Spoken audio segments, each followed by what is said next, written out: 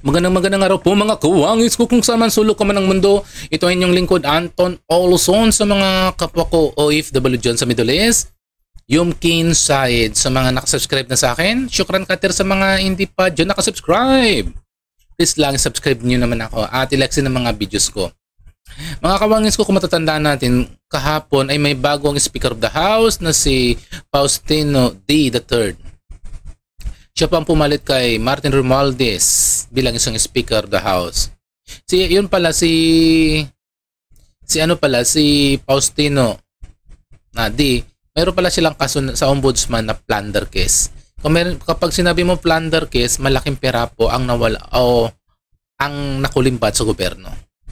Kaya nakakalungkot lang na ang papalit din pala sa Speaker of the House ay iisa lang ang kanilang bituka. Halang din pala ang mga bituka nila dyan sa Kongreso. Kaya pala sinasabi ni VP Sara na ang naging butuhan dyan sa Kongreso ay naging muro-muro lang kasi nga parang sa isang sirkulo lang ng grupo ang kinuhang bilang isang Speaker of the House ng Kongreso at si Marcos Jr. po ang pumili kung sino pong magiging Speaker of the House ulit. Ito pakinggan po natin ang diskurso ni VP Sara. Para lang yan, masabi ng mga tao na meron silang ginawa sa House of Representatives sa reklamo at sa galit ng mga tao. Pero ang totoo niyan ay sila lang din yan. Grupo lang din yan ni Martin Romualdez, ni Sandro Marcos, and of course, syempre, papunta na rin yan kay BBM. Wala umanong pinagkaiba si House Speaker Faustino Boji D sa pinalitan nitong si Congressman Martin Romualdez. Ito ang pananaw ni Vice President Sara Duterte sa bagong pinuno ng Kamara. Ayon sa Vice Presidente, para lamang may masabing may ginagawa ang House of Representatives sa reklamo at galit ng mga tao, kaya nagkaroon ng pagpapalit ng liderato ng Kongreso. So sila lang din yon, sila lang din yan at sila lang din nag-usap kung ano ang gagawin nila at sila lang din ang nagplano kung anong gagawin nila sa 2026 budget because this is all about, number one, the presidential elections of 2028 and the budget of 2026. Kasi inubos naman na nila yung 2025, di ba? So 2026 na pinag-uusapan dito. Para sa pangalawang Pangulo, hanggang ngayon ay nananatiling walang katiyakan pagdating sa direksyon ng pamahalaan. Even then, hindi pa nagtutugma yung kanyang reaction sa dapat niyang gawin. Kaya, really, truly, our economy is not in the very best weather. Ang ating political stability is down to -2, -3, even -10 siguro. Magulo siya kasi unang-una, walang vision, walang direction, walang plano. Yung nakikita mo, puro sila politika at paninigurado na may pera sa bulsa at yung eleksyon nila sa susunod na darating na eleksyon. Ganon ang makikita mo na ginagawa ng gobyerno. Wala kang nakikita sa gobyerno ngayon na big ticket projects.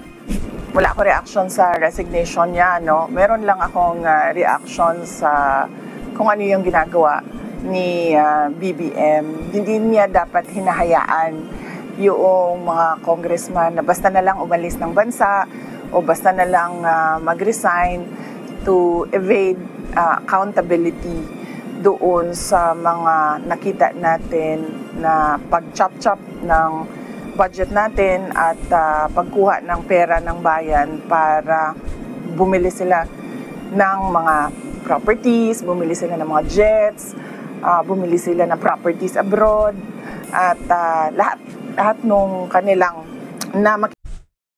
ayan, narinig niyo mga kawangis ko na talagang sinasabi ni VP Sara na ang nangyaring butuan dyan sa Kongreso at pagpili ng bagong speaker ay moro-moro lang. Parang sila rin. Kung gusto niyo mong linisin ang hanay ng katiwalian sa gobyerno, dapat ang pipiliin mo dyan ay hindi yung walang sabit, walang kaso sa ombudsman, walang kaso sa katiwalian sa gobyerno. Ito si Faustino D, si Boji D, may kasong plunder, di ba? Ngayon, noong 2021 pa. Kasi kung walang kaso yan, dapat matagal na yun na-dismiss yung kaso ni Faustino D, yung bagong Speaker of the House.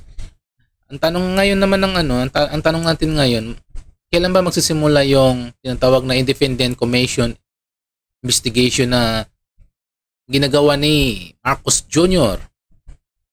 Kasi nag-alisan na yung mga nag-alisan na yung mga tao. Unang-una si Saldico pumunta na ng abroad. Ngayon, sumunod na naman ngayon si Martin Romualdez pumunta na ng abroad.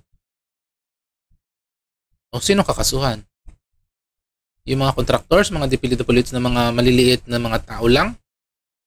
Doon naman ito divert. Uy, parang mali naman. Makaabutan naman to ng abutan ng 48 years yung pag-iimbestiga sa katiwalaan sa flood control.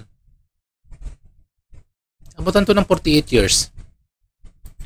Kasi walang nasisimulan eh. Kailan ba magsisimula? May binigay na bang oras, time, yung Pangulo kung kailan magsisimulan sinasabi niyang Independent Commission para imbestigan ng katiwalian? Di ba wala? Kaya minsan pinag-iisipan din ng mga taong bayan kung bakit ang mga taong bayan gigil na gigil kasi hanggang ngayon walang nasisimulan.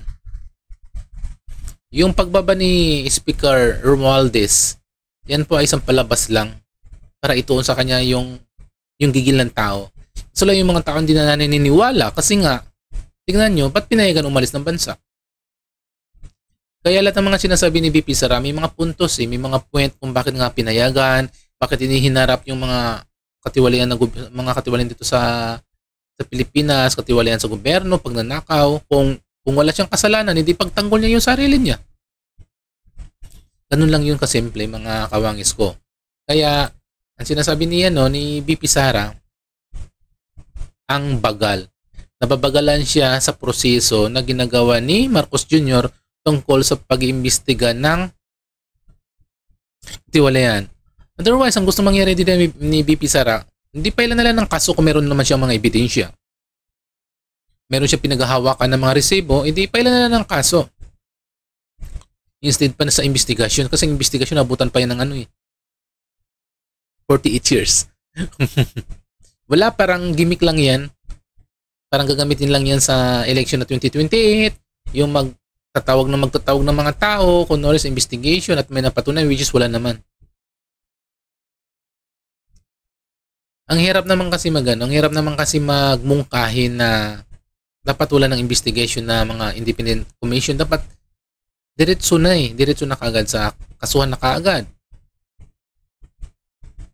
Kaso lang, ang nangyayari kasi ngayon, yung kaninang investigation kanina sa Senado, di ba? Kung makikita nyo,